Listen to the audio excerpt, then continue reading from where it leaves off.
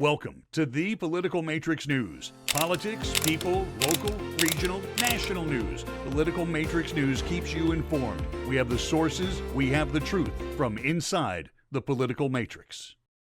Welcome to another edition of Political Matrix News. I'm Mike Bates. With us on the Political Matrix today, Greg Fink, Scott Miller, and Tiffany Houston. This segment, we're going to discuss Tucker Carlson going to Moscow to interview Vladimir Putin. Now, before I hand this over to somebody else, I'm just going to mention that prior to that interview, Tucker Carlson was being heavily criticized by almost everybody in the media as being some kind of a traitor or some kind of a Putin puppet, and they couldn't believe he was doing something so treasonous. And I would watch or hear these people say this and just shake my head thinking, you damn hypocrites. You know full well that if you got that interview with Putin, you'd be doing it. So I was defending Tucker's decision to do it. But then he did it. And while I did not watch it, I did read enough reports about it to know that Putin basically filibustered the time and that Tucker Carlson's questions were weak.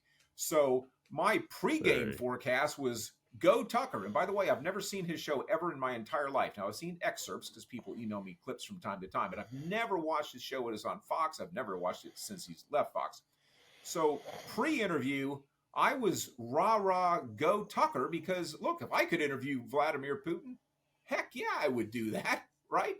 As would any journalist that's got any decency about this. So I think the pre-interview criticism was not just. The post-interview criticism, however, likely was. Greg, what do you think of that? It was painful to watch. I mean, I watched as much as I could, but I mean, the softball questions that he gave Vladimir and the entire context that he painted Russia, which is a horrible country. It's a terrible country. And I mean, it's very poor. The people there are great, but the poverty is very high there.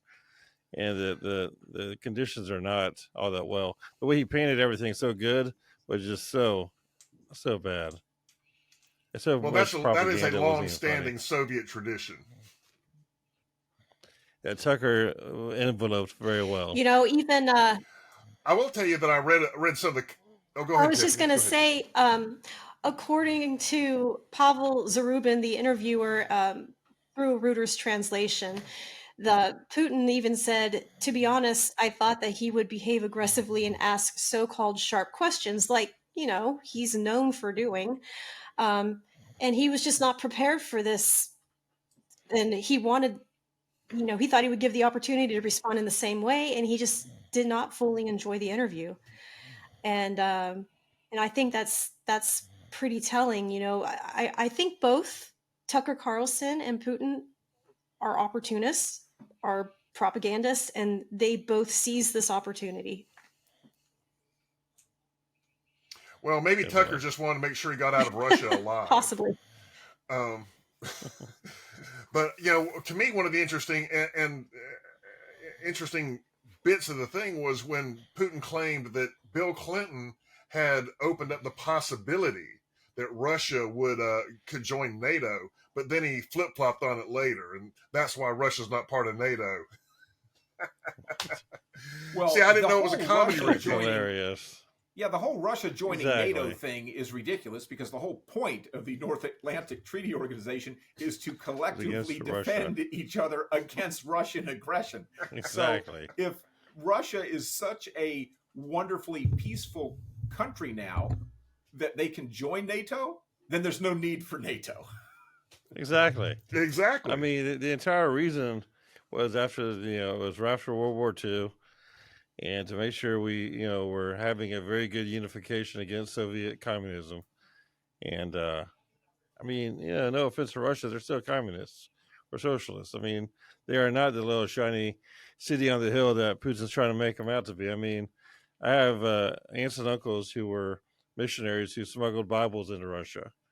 And Putin was one of their enemies because he was with the KGB at the time. And he put hits out on my aunts and uncles. This was back in the 70s and 80s. And so from, a personal point of view, he's a very bad man. He's a very evil man who's killed numerous people who should never have been validated as having any kind of interview. And any journalist who wants to interview him should only interview him and ask him how long it's going to take for him to be tried, guilty by the Hague, because that's the only thing that he needs to be, Well, and looked it's at. Really, interesting being found guilty by the world courts for mass with murder. Carlson, he declared before the interview was broadcast that it's about freedom of speech and the right for Americans to know the truth, but he wasn't being honest, in my opinion. If it were about free speech and the truth, then why not give context of the Russians who tried Yeah. to exercise their free speech? You know, as politicians, opposition leaders, Putin's dissidents. not American. Putin's not American. Exactly. He doesn't get free speech. He's a Russian president. Free speech is the Constitution And for American citizens. like It's I not for said, the Russian context is president. important. Well, and at one Context point, and means again, everything. I didn't see the actual interview, but I read reports about it. Okay, and some of that was in the propaganda press, so I'm questioning the veracity of it. But apparently, at one point, Putin basically blamed Poland for starting World War II. Yes, he did. And Tucker didn't respond back. I mean, I think I learned that in the 4th or 5th grade. So Tucker apparently did a horrible job on that. But my biggest criticism isn't necessarily the interview itself, because, I mean, look, Putin is certainly a trained KGB officer. He's schooled in propaganda. He was well prepared, right? And Tucker apparently wasn't. Oh, yeah. But the thing that bothered me perhaps most about Tucker himself was the reports that when he and his crew went to a Russian grocery store and filled up their shopping cart, they were astonished that it only cost $104 for all these groceries. And he said, as a result, oh, well, that means that Russia's great. And he was, I forget his exact word. He was angry at Americans, but he was American leadership. Maybe he held him in contempt. I forget what his exact word was. It's something like psychotic. But he completely failed to point out the very obvious two things. One, the exchange rate, that matters, right? The dollar's strong, the ruble's weak, so the exchange rate matters. But two, the typical Russian makes about 200 rubles a week. So if they're spending more than 50% of their food or their money on groceries, then food's actually quite expensive. So it's not this cheap socialist utopia that Tucker made it out to be. And I just can't believe that he made such an imbecilic mistake when it's so obvious, those two things. I mean, he's walking around the grocery store in his life. Who knows? He might not. I mean, he's walking around the grocery store sniffing the bread, saying how wonderfully clean this entire place was. The store was beautiful. The subway was gorgeous. They got gold inlays in the subway. The people are sweet and nice, and the people probably are good. Yeah, people have been imprisoned and tortured for years, and they deserve the freedom that Putin is not giving them. Yeah, well, you can't just judge a country by its food. I mean, the best duck I ever had was in East Berlin in 1987. The best bacon and eggs I ever had was in Havana, Cuba in 2016. I wouldn't want to live in either East Germany or Cuba, okay? Just because they had a few tasty treats does not mean it's a great country. And Tucker should have known that. Can't believe I have two Venezuelan guys that work for me who told me that gas for them was 12 cents a gallon back about 5 years ago. And he says, and I'm still glad to be gone. Right.